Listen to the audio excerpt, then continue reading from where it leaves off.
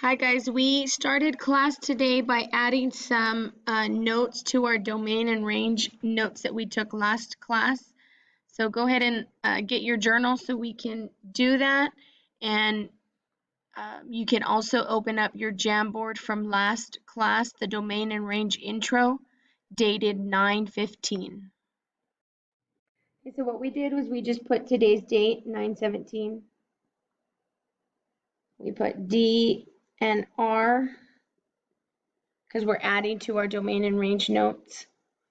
Okay, if you have space, you can go add them to the notes from last time, right? The same area right here. If you have space under discrete and continuous, I don't.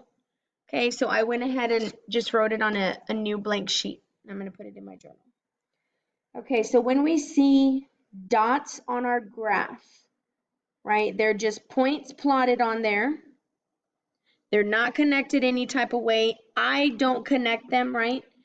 Points plotted, they look like dots on a graph. That is our discrete data. Okay? When we start talking about word problems, those are the whole numbers.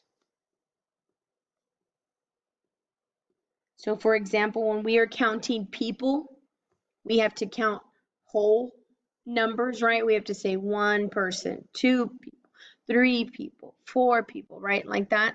So those are the whole numbers. That's the discrete information. So on a number line, if we just place 5 numbers on here, when we count these numbers, we only count the whole numbers. Okay, that is discrete. That is when we list our domain and our range. Okay, so now if we see, it doesn't matter how many points, right? If they are connected some type of way, either with a line or with a curve, that is what we call the continuous data. Okay, because that talks about not only whole numbers, but now it talks about the parts and everything in between, right? So it's whole number and parts of numbers. So the continuous is when we say the all real numbers or when we do the inequality symbols. Okay, remember ARN is all real numbers. Okay, so if we saw this one on a number line, okay, let me just put, okay, I'm just gonna number them. Yes, it would be my whole numbers again, right? But this time it's talking about everything in between, right? Like let's say this one had to be x greater than or equal to 1, right? So this is my inequality, right? These are, yes, my whole numbers that I'm including.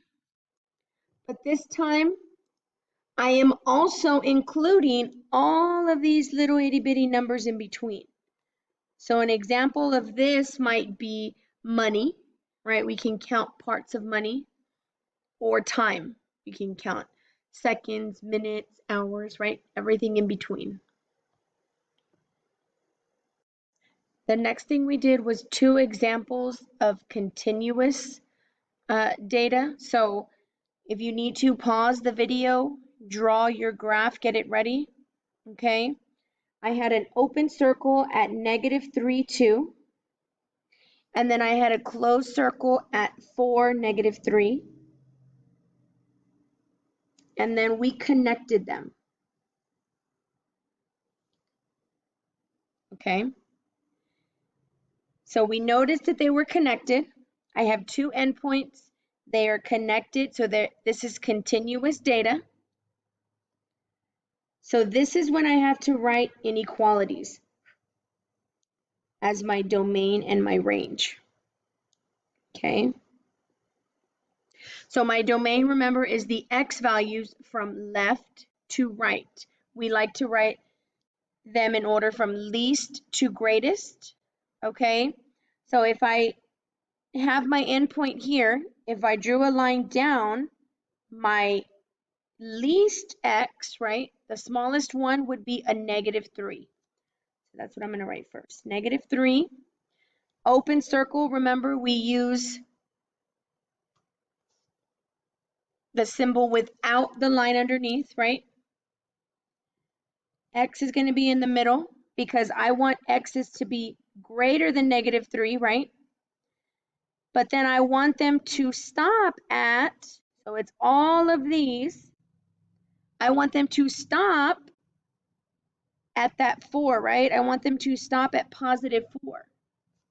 So my x's have to be less than or equal to a +4. Okay, so if you need to, at this endpoint, draw your line up so you can see what your biggest x would be, right? So that is your x from left to right. Okay, so now my range, remember we said that one was from bottom to top, the bottom of my graph to the top of my graph, or the lowest point to the highest point. Okay, so if you come to this bottom endpoint, draw a little dotted line over, it would be -3, my lowest point, right? Okay, I want all of my y values, so everything in between, that are greater than or equal to, right, because it's a solid circle, y. But I keep going all the way, I want all of this, but notice where I stop, because that's where my endpoint is, at the +2. So y still needs to be less than, right, a +2. Okay? Before we move on to the next example, our notes from last class, we put a word, we start a word endpoints, right? Because that tells me which inequality symbol to use. But next to endpoints, I want you to put edge, because I have to go all the way to the edge of my graph. That is where this dotted or this solid line come into play. Okay, I've got to go all the way to the edge of my function. Okay. Okay, so for the next example, you can pause the video if you need to set up your graph the way you need it. We're going to have an open circle at -2, -1. We're going to have a closed circle at 2, -1. And then we're going to connect them with what we call a parabola or a curve, right? Okay, this is a continuous function, okay, because it includes all of the little parts in between. But now I have to focus on edge and endpoints, okay? So let's talk about our domain. Our domain is still left to right, so we find the leftmost point. We draw it up to see where it would touch my x, right? And it would be at -2. I still want all of these x's, right, in between all the way till we get to +2, right? So I need -2 to be less than x, no line underneath because it's an open circle, but I still need my x to be less than or equal to a +2, right? Because that's my greatest point on this side. Okay, so now let's flip to our range. Okay, so my lowest point, the bottom of my graph, is right here. I've got 2 at -1. So -1 is my lowest point. The symbol I'm going to use will have a line underneath because one of them is colored in. It's solid. So y needs to go all the way from -1 all the way up, right? all the way up. It can be all of these y's to the edge of my curve right here at positive 4. So it needs to be less than or equal to a positive 4. Remember how we had a dotted line and a solid line? This is a solid, so it needs to be or equal to a positive 4. After we took notes, we went to our Jamboard from last class. You should have it open. It was from 9:15. The title was Domain and Range Intro. Okay, we're gonna do number 4 together, slide number 4. And then you do have an assignment that was posted today, 9/17. The title is Domain and Range Practice. Okay, that one is due by Sunday at midnight. So you've got the weekend to get that done, okay? Okay, so when I look at this graph, slide 4, I notice that my points are continuous, right? At this point, my line will continue and include all of these numbers, right? So even though my points are not connected to each other, they do continue and are continuous, right?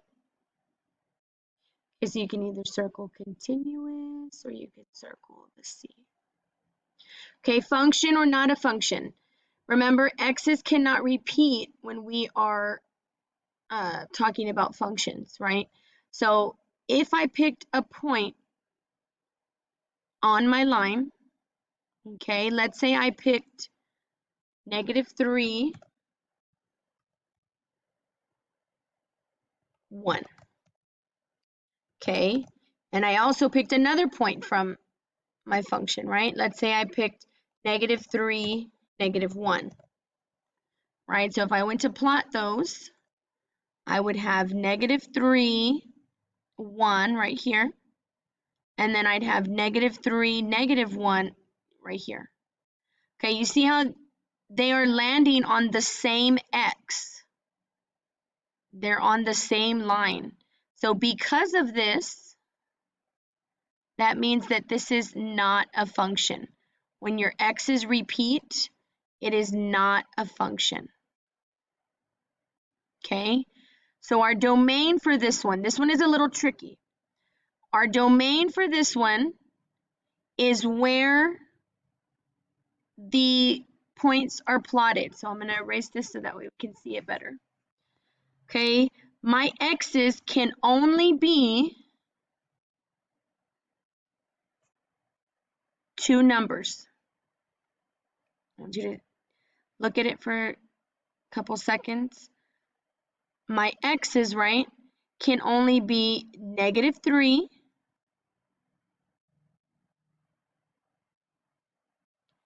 and +2. I cannot have any other x's besides those 2. Okay, if you notice, they are just on this x and just on this 2 right here. They don't move anywhere else to the left and to the right. So that's why this problem is a little more difficult. This one has, it looks like discrete and continuous mixed. Okay, so the next one, my range. If we look at this, it looks like we have endpoints, but if you notice, you see how they are starting and ending on this 2, right? So I never have a y that isn't being used. If you look at this arrow, it is going all the way to infinity in the positive y direction, right? If you notice this arrow, this one is going all the way to infinity, right? It's going to keep going and going to the negative y direction, right? So this is when we say all real numbers. Your y can be any y on the y-axis. We didn't do slide 8 together, but I did talk about it because it already lists the domain and the range for you. So that should give you an idea that it is a discrete function, right? It may not be a function, I'm sorry, it's a discrete data graph, right? So you have got to use every single X, but you